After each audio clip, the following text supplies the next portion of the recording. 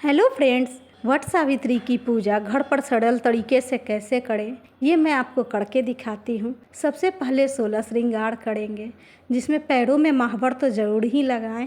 पायल बिछिया पहने, बिछिया हमेशा 2 ही पहनने चाहिए। एक दिन पहले मेहंदी ज़रूर लगा लें। हाथों में कंगन चूड़ियाँ पहने।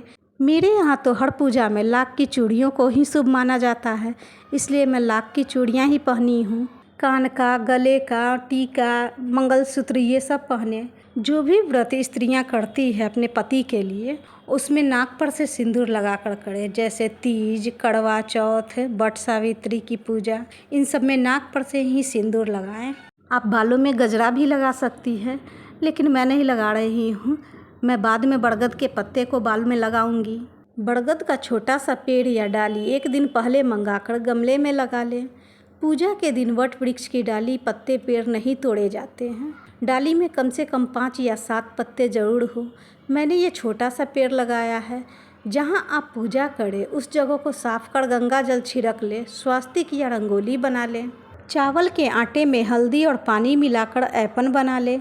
सबसे पहले वट वृक्ष को जल चढ़ाएं। जल हमेशा दोनों ही हाथों से डालें। वट वृक्ष में ऐपन लगाएं। थोड़े से चावल डालकर उस पर दीपक रखें। दीपक को कभी भी खाली ज़मीन पे ना रखें। थोड़े से चावल या फूल डालकर या फिर एक बर्तन में ही रखें। अब दीपक की भी पूजा कर लेते हैं। दीपक में ऐपन, चंदन लगाएं, फूल चढ़ाएं। वट वृक्ष के पत्ते पर भी ऐपन लगाएं, चंदन लगाएं या फिर आप कुमकुम लगाएं। मैं यहाँ पीला सिंदूर लगा रही हूँ। वट सावित्री व्रत कथा की भी पुस्तक रखेंगे, उनकी भी पूजा करेंगे। सावित्री माता को सिंदूर लगाएं। सत्यवान और यमराज को भी चंदन लगाएं। बहुत से लोग सावित्री सत्यवान की अलग से पुतले बनाते हैं। बहुत से लोग ऐपन से ही सावित्री सत्यवान की फ़ोटो बना देते हैं। मैं वट सावित्री कथा की पुस्तक में जो सावित्री सत्यवान की फ़ोटो है उन्हीं की पूजा कर लेती हूँ। आप चाहे तो पेड़ को भी वस्त्र चढ़ा सकते हैं। मैं यहाँ सिर्फ कलेवा ही लपेटूंगी। वृक्ष के नीचे पान, सुपारी और फूल चढ़ाएं। लीची, खजूर, ठेकुआ जो भी आपने बनाया है वो चढ़ाएं, या फिर जो भी आप प्रसाद में रखते हैं, चना चावल चढ़ाएं। श्रृंगार का सामान चढ़ाएं। पति के लिए जो भी कपड़े लिए हैं, सावित्री माता के लिए जो भी साड़ियाँ ली हैं, उन्हें भी आप चढ़ा सकते हैं। जो जो चीज़ आपको चढ़ाना, नहीं कुछ चढ़ा पाएँ तो एक बिंदी सिंदूर भी ज़रूर चढ़ा लें। बांस के पंखे पे भी ऐपन लगाएं, चंदन लगाएं, चावल चना चढ़ाएं। मैं यहाँ प्रसाद को डाला में भरकर नहीं चढ़ा रही हूँ। मेरी सासू माँ ने मुझसे जैसे पहली बार करवाया है उसी प्रकार से मैं करती हूँ। बरगद के पेड़ के नीचे 5 जगह ऐपन लगाएंगे, सिंदूर लगाएंगे, फिर बरगद के पत्ते रखेंगे। उसी 5 पत्तों पे सभी फल रखूँगी। जो भी मैं फल चढ़ा रही हूँ वो सभी फल रखूँगी। ठेकुआ रखूँगी, चना चावल चढ़ाऊँगी, फूल चढ़ाऊँगी। आप चाहें तो डाला में भरकर भी रख सकते हैं। जैसा आपके यहाँ चलता है वही कीजिएगा। बरगद के पेड़ के नीचे मैं अपने शादी के सिंघोड़े को भी रखूँगी। बरगद के पेड़ पे भी फल चढ़ाऊँगी, कलेवा चढ़ाऊँगी। कलेवा मैंने वस्त्र स्वरूप ही चढ़ाया है। यहाँ पे आप वस्त्र भी चढ़ा सकते हैं, जनेऊ भी चढ़ा सकते हैं। धूप बत्ती दिखाएंगे। पान सुपारी के साथ मैंने बरगद के एक पत्ते को भी पेड़ के पास रखा था। पूजा के बाद मैं उसे उठाकर अपने बालों में लगा लूँगी, तभी मैं फेरी दूँगी। फेरी कच्चे सूत या कलेवा से देनी चाहिए। मैं यहाँ कच्चे सूत से दे रही हूँ। कच्चे सूत अगर सफ़ेद हो तो उसे आप हल्दी से कलर कर लें, तभी फेरी दे। 7 बार ही फेरी दे। वट वृक्ष की पूजा में 108 की परिक्रमा उतनी ज़रूरी नहीं है।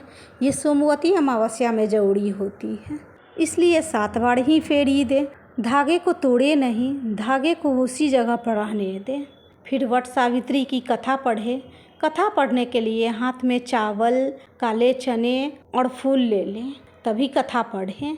कथा पढ़ने के बाद जो हाथ में फूल और चने लिए हैं उसे वट वृक्ष के नीचे रख दें। आरती कर ले। कपूर घी की बाती से मैं आरती कर रही हूँ। आरती करने के बाद आप भी आरती ले लें। आप चाहें तो यहाँ पे हवन भी कर सकते हैं। मैंने हवन नहीं किया है। हाथ जोड़कर प्रणाम करें और अपने सुहाग की लंबी उम्र की कामना करें। जो पंखे चढ़ाए हैं उस पंखे से 7 बार वट वृक्ष को हवा दें।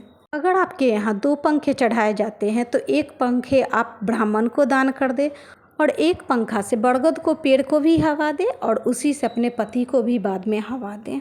पूजा के बाद पति पूजन करें तो यही पंखा यूज करें। पूजा के बाद सभी चीज़ों को उतार ले, श्रृंगार का सामान, पंखा, सिंदूर का सिंघोड़ा, इन सभी चीज़ों को उतार ले। मेरी शादी के सिंघोड़े में ये गुलाबी सिंदूर थी, मगर गुलाबी सिंदूर मांग में दिखाई भी नहीं देती और अच्छी तरह से लगती भी नहीं है। फिर मैंने पंडित जी, बड़ी बुजुर्ग महिलाओं से पूछा तो उन्होंने बताया सिंदूर के सिंघोड़े से सिंदूर निकाल कर ना हटाएं।